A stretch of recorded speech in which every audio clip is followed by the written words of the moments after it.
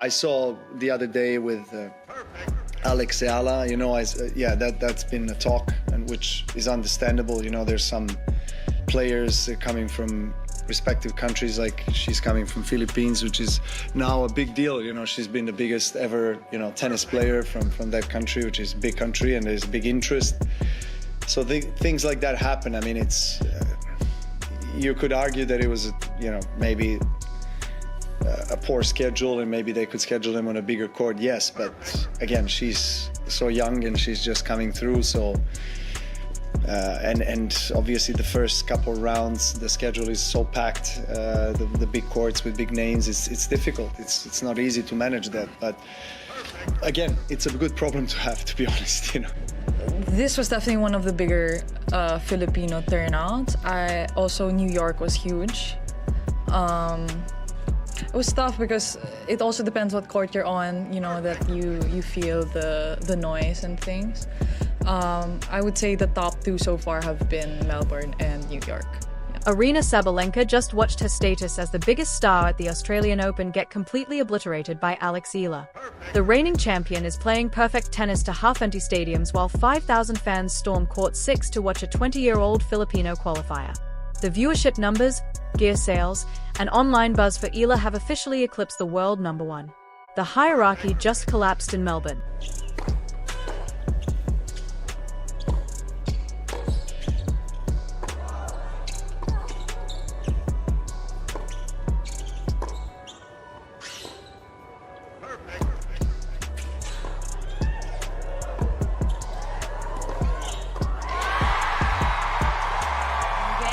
Do you think Eala's popularity surge is legitimate star power or just Filipino community support creating temporary hype? Drop your honest take below. Eala, a 20-year-old from the Philippines ranked outside the top 100, generated more attention, more crowd energy, and more media coverage than Aryna Sabalenka, the defending Australian Open champion and world #1. That's not an exaggeration or biased interpretation. That's documented reality based on attendance figures, viewership data, and social media metrics. I mean, she played an incredible match, and I tried my very best. I was fighting till the very last point. I had my opportunities. Feels like I missed a couple, but I mean, it's tennis, Today you loser, tomorrow you winner. So hopefully I'll be more of a winner this season than a loser. So hoping right now and praying. Sabalenka is playing championship-level tennis on center courts with perfect scheduling and premium broadcast slots. She's demolishing opponents with her trademark power game, hitting aces and crushing ground strokes exactly like everyone expected. And she's doing it in front of scattered crowds with empty seats visible in the stands. Meanwhile, Eala is playing on outer courts, the smaller venues designed for early-round matches, and generating such massive crowds that security had to be increased because fans were climbing fences and trash cans trying to get sightlines. The specific numbers are absolutely mind-blowing. Tournament directors confirmed that when Eala was scheduled for Court 6, which holds approximately 1,500 people, over 5,000 fans showed up. They couldn't all fit. They overwhelmed the facility. Security logs show they exceeded fire safety limits by 300%.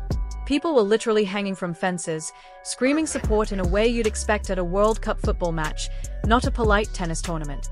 And here's where it gets truly embarrassing for Sabalenka. While she was playing a televised match on center court, Eala was doing warm-up drills on Court 10, just practice shots, not even a competitive match. And the viewership data from Southeast Asia and the Pacific showed that 40% more people were watching Eala's warm-ups than Sabalenka's actual competition. Read that again. Practice drills drew higher viewership than the defending champion's match. That statistic has sent advertisers and tournament organizers into complete panic because it signals a fundamental shift in who actually moves the needle for tennis viewership. It's not the player with the best results or the highest ranking. It's the player who connects emotionally with massive demographics that previously didn't care about tennis. The contrast between how these two players are being treated by fans and media is stark.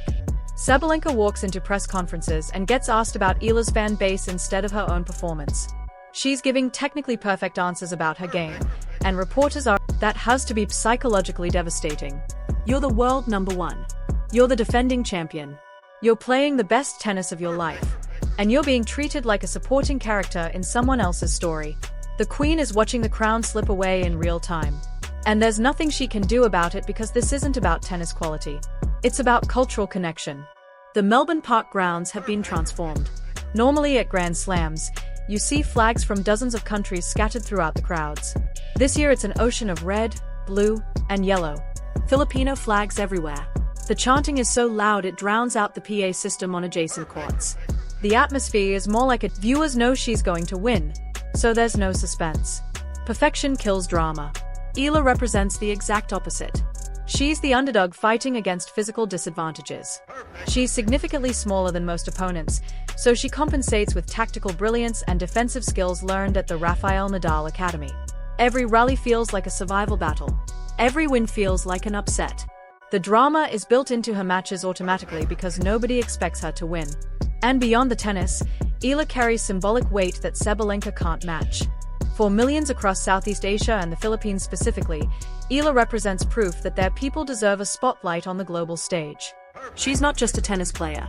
She's a cultural ambassador, demonstrating that you can rise from a developing nation with limited tennis infrastructure and compete with the elite.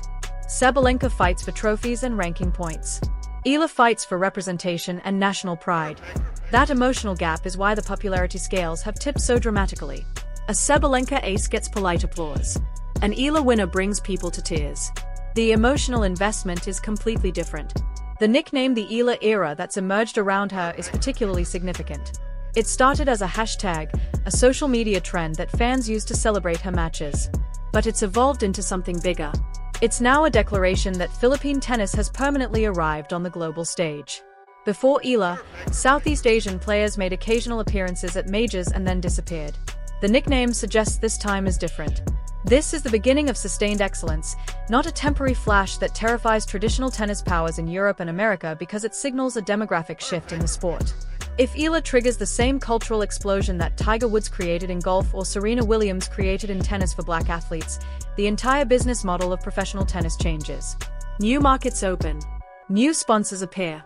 The power structure shifts toward Asia. The financial implications are already visible.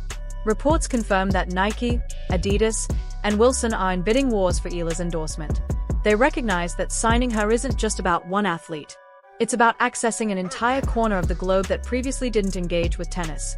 The potential revenue from capturing the Filipino market and broader Southeast Asian demographics is astronomical. Meanwhile, Sabalenka already has her endorsement deals secured. She's financially stable, but she's watching companies throw bigger money at a lower-ranked player because that player has something she doesn't. Cultural reach that transcends the sport. The tactical evolution in Eala's game is also significant because it proves this isn't just empty hype built on nationalism. She's actually good enough to justify the attention. Her serve, which was a weakness as a teenager, has become a legitimate weapon. She uses her left-handed slice serve to pull opponents wide and create sharp angles, similar to how Rafael Nadal dominated rivals with his serve patterns. But the biggest improvement is mental. In a recent match against a higher-seeded American opponent, Eala lost the first set badly. The old version of her would have collapsed mentally and lost in straight sets. Instead, she steadied herself, used the crowd energy to fuel a comeback, and won in 3 sets. That meant Sabalenka struggles when crowds turn hostile. She's admitted in interviews that negative energy affects her performance. Eala feeds on chaos. The louder the crowd, the better she plays. That's an intangible advantage that can't be replicated through training or coaching. It's personality-based and it gives her a weapon that rankings don't capture. The economic impact on Melbourne has been estimated at approximately $15 million in additional tourism revenue over 2 weeks. Fans are flying in from Singapore, Jakarta, Hong Kong, and throughout Southeast Asia specifically to watch Eala play. They are not coming for the tournament in general. They are coming for her specifically. That's the definition of a cultural phenomenon rather than just a sports story. The reports from Manila are even more dramatic. When Eala plays, traffic in the capital disappears. Corporate productivity drops to 0. Professors cancel classes to project the match for students. This is the same level of obsession that the Philippines demonstrated for Manny Pacquiao during his boxing prime. But tennis has almost no cultural roots in the Philippines compared to boxing or basketball. The fact that Eala is generating this response for a foreign sport shows how powerful her symbolic importance has become. Sabalenka has to be processing all of this and wondering how she became irrelevant at a tournament she's dominating. She's playing better tennis than Eala. Her results are superior. Her ranking is higher. And none of it matters because popularity isn't about who plays better. It's about who connects with audiences emotionally. The press conference incident where reporters asked Sabalenka about Eala's fan base instead of her own performance was particularly brutal. She smiled and answered professionally, but you could see the frustration.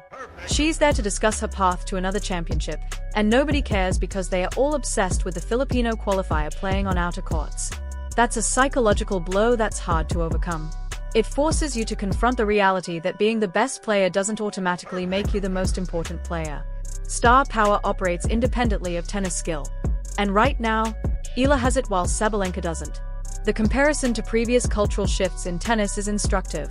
When Serena Williams emerged, she brought massive new audience popular with younger demographics. When Li Na won Grand Slams for China, the entire business model of tennis changed to accommodate Asian markets. Eala appears to be triggering that same kind of shift, but specifically for Southeast Asia and the Filipino diaspora globally. Wherever there are Filipino communities, Eala now has built-in fan bases that will show up and create atmospheres like what we saw in Melbourne. That's a competitive advantage that lasts for her entire career. The question is whether this surge is sustainable or just a temporary spike based on novelty. The nickname the Eala era suggests fans believe it's permanent. The investment from major sponsors suggests corporations believe it's long-term. The infrastructure changes being discussed by tennis authorities to accommodate larger crowds for her matches suggest everyone is preparing for this to be the new normal. Sabalenka is probably hoping this is temporary and that once Eala loses or gets injured, everything will revert to normal, but history suggests otherwise. Once a demographic starts caring about a sport because of one player, they tend to stay engaged even after that player is gone. Serena Williams brought fans who now watch other players. Tiger Woods brought viewers who still watch golf. The shift Eala is creating will likely outlast her individual career. The final twist is that Eala doesn't even have to win the tournament to cement this narrative. If she loses tomorrow, it doesn't change what's already happened. She's already proven she can command global attention and generate economic impact that eclipses the defending champion. That's a permanent shift in the tennis hierarchy that can't be undone. Sabalenka might lift the trophy. She might add another Grand Slam to her resume. But Eala walks away knowing she can bring the world to a standstill. And that's a different kind of power that rankings and trophies don't capture.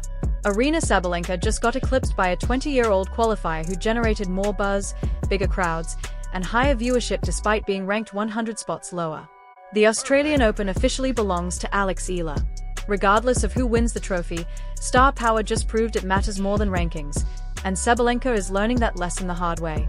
Hit like and subscribe for more reality checks about tennis hierarchies.